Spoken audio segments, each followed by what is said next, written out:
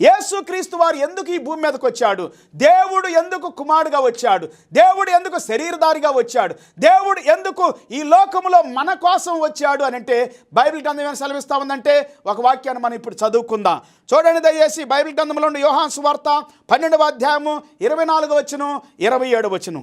గోధుమ గింజ భూమిలో పడి చావకుండిన ఎడల అది ఒంటిగానే ఉండును, అది చచ్చిన ఎడల విస్తారముగా ఫలించును. 27వ వచనం. అప్పుడు నా ప్రాణము కలవరపడుచున్నది, నేనేమందును తండ్రి ఈ గడియ తటస్థింపకుండా నన్ను తప్పించుము, అయినను ఇందుకోసమే ఈ గడియకు నేను వచ్చి తిని. ఏ గడియ?